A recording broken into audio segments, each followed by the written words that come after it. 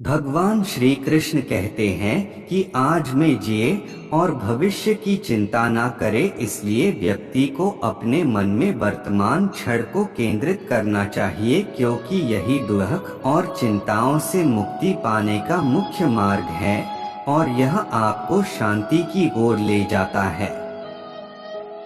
बहुत समय पहले की बात है, एक गांव में एक ज्योतिषी रहता था। उसका विश्वास था कि वह तारों को देखकर भविष्य को पढ़ सकता है, इसीलिए वह सारी रात आसमान को देखता रहता था और गांव वालों के सामने भी वह अपनी इस विद्या के बारे में डिंगे हाँकता रहता था। एक शाम वह गांव के कच्ची सड़क पर पैदल चलते हुए अपनी घर की ओर जा रहा था। उसकी नजरें आसमान पर चमकती तारों पर जमी हुई थी।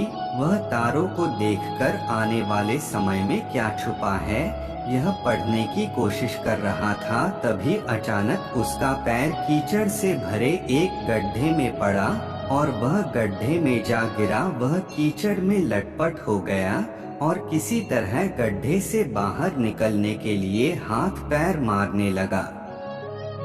काफी देर जोर लगाने के बाद भी वह गड्ढे से बाहर नहीं निकल पाया। सारी कोशिश बेकार जाते देख वह सहायता के लिए चिल्लाने लगा। उसकी चिल्लाने की आवाज सुनकर कुछ लोग दौड़कर चले आए। उन्होंने उसे गड्ढे में गिरा देखा तो सब समझ गए कि आदतवश वह आसमान में तारों को देखकर भविष्य को समझने लगा होगा और सड़क का गड्ढा उसने नहीं देखा होगा।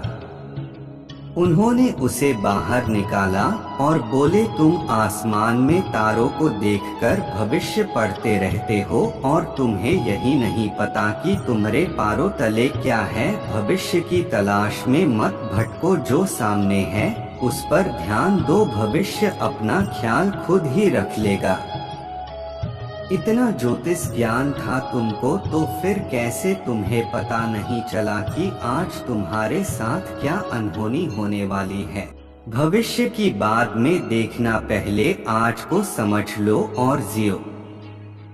हमारा आज ही कल अर्थात भविष्य का निर्माण करता है, इसीलिए भविष्य की चिंता को छोड़कर आज पर ध्यान केंद्रित कर कर्म करो।